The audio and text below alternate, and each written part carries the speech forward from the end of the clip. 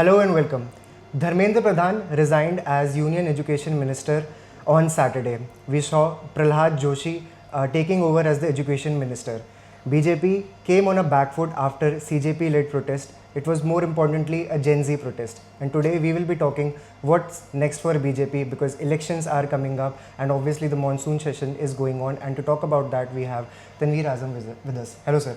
Sir, what will be the impact on BJP? Because obviously we will be seeing UP election, which is the most important thing. BJP has gone a back foot. Will this be a great opportunity for Congress and Samajwadi Party in UP elections as well? See, of course, everyone knows that Dharmendra Pradhan has resigned. But calling this a victory for opposition and a defeat for BJP, I don't agree with it. Because ये कोई पहला मौका नहीं है जब BJP या for that matter प्रधानमंत्री मोदी अपने किसी चीज़ को पीछे आए. लैंड रिफॉर्म बिल अगर आपको याद हो, government has taken a step back on it.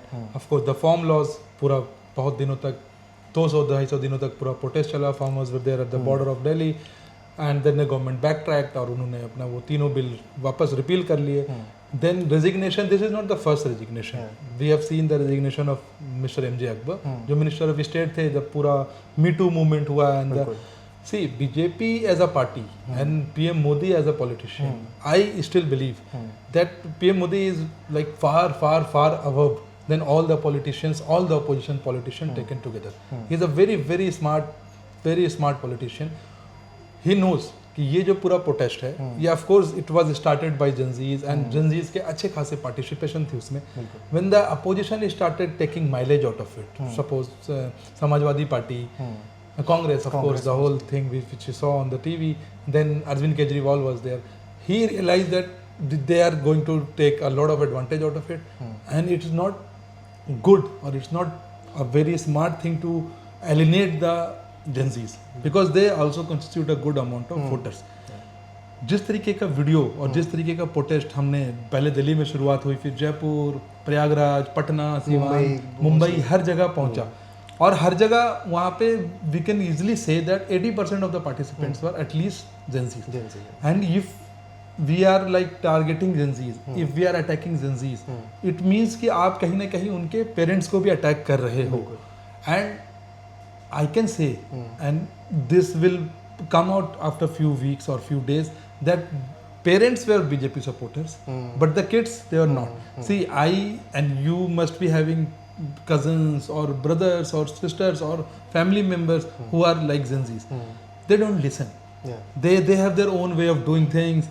They don't listen to anyone. They live in their own world, which is fine. हमने पूरे मूवमेंट में ये भी देखा कि जिस हिसाब से क्रिएटिव स्लोगन्स, मतलब बीजेपी पकड़ ही नहीं पाई कि ये प्रोटेस्ट जैसे जिस तरीके से शुरू हुआ और किस तरीके से एस्केलेट हो गया. यस, बिल्कुल. ये मतलब at time things happen. See even the best politicians of even the best strategists, they also face defeat.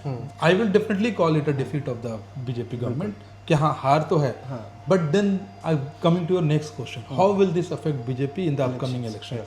Let's say UP, Uttar Pradesh, Punjab, Uttarakhand, these all states are going to election within few months at the start of the 2027. I don't see that BJP is going to lose a lot of ground over this. I don't see that this protest. See, Dharmendra Pradhan has resigned. Now opposition has nothing to say. The BJP will go to the government, go to the public, and they will say that we have accepted their demands. They were demanding the resignation of Dharmendra Pradhan, and we have already done that. So what more can we do? PM himself is now like actively participating. He's very active on Instagram. Yes, he is connecting with Gen Zs. He is sending a message, and that is a very strong message that the government is listening to you. See, this government has been accused of not listening to anyone, acting on their whims and fancies. PM is out there to defeat this narrative. I don't see that Congress or Samajwadi Party, they are going to gain very much out of it in the upcoming elections. But we saw पिछले जो Lok Sabha elections हुए थे उसमें Samajwadi Party तो obviously second largest party थी in terms of numbers as well, and Congress ने भी बहुत अच्छा प्रदर्शन किया था. तो अगर पॉसिबली यहाँ पर अलायंस होता है फिर से एक बार कांग्रेस और समाजवादी पार्टी का, तो क्या बहुत ज़्यादा हानि हो सकती है यहाँ पर यूपी में स्पेशली? देखिए, लास्ट टाइम जो during the Lok Sabha, Congress and Samajwadi Party, they fought a very good election. They came together and the whole pitch was of the PDA, पिछड़ा दलित and ये जो है अपने अल्पसंख्यक, and then they came up with this theory that the government is going to change the constitution. वो गांव-गांव तक अलग-अलग लेवल तक इस बात को ले जाने में कहीं ना कहीं सक्सेसफुल हुआ. The analysis of that result shows that only. But BJP has now learnt its lesson. After 2024, the defeat, I will call it a defeat for BJP because they came down to 240 seats. They lost a lot of seats to Samajwadi Party and Congress in UP, which was like completely out of the blue. No one has expected that. But BJP has learnt its lesson. And if you will look closely after the election, all the elections which have been fought after 2024, including recent Bengal election, BJP has corrected its mistake. So 7 months, 8 months is a very big time for a cadre-based party like BJP, and which has very strong RSS support and all. So I think that I will still hold my ground, and I still don't think that we are not going to see any regime change in Uttar Pradesh, in Uttarakhand, in the coming election. Punjab, of course, Punjab is a... And what about Odisha? Because Dharmendra Pradhan is a big name in Odisha, and he was Odisha is not going to election. Not election, but he is a very important face. I have heard some reports. I have read some reports, unsubstantiated report that BJP may make Dharmendra Pradhan the CM of Odisha. Of course, Dharmendra Pradhan is a very, very tall leader of Odisha. He is a very tall leader of BJP. His father was also his father was also a cabinet minister in Vajpayee's government. It remains to be seen. See, BJP will of course not put Dharmendra Pradhan on the sideline. Dharmendra Pradhan is not MJ Akbar.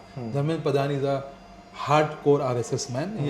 He has the backing of RSS, and it remains to be seen how BJP. I will not call it a demotion of Dharmendra Pradhan. Mark my words. I will stick my neck out and I will say this is not a demotion of Dharmendra Pradhan. This is going to be a promotion for Dharmendra Pradhan, and the time will definitely see how BJP will pay him, because he has done a lot for BJP in Odisha. If BJP has managed to uproot Naveen Patnaik government after 15 years, that's only the one person who was instrumental in doing this whole thing. The one person who designed the whole strategy, that was Mr. Dharmendra Pradhan. Yes. So BJP is not a party which pushes leaders to the sideline. Good leaders to the sideline. I don't see Dharmendra Pradhan. He may have taken 2 steps backward, but he might get a bigger role next as well. Of course. So what will happen? Time will tell for Dharmendra Pradhan. Till then, stay tuned with us.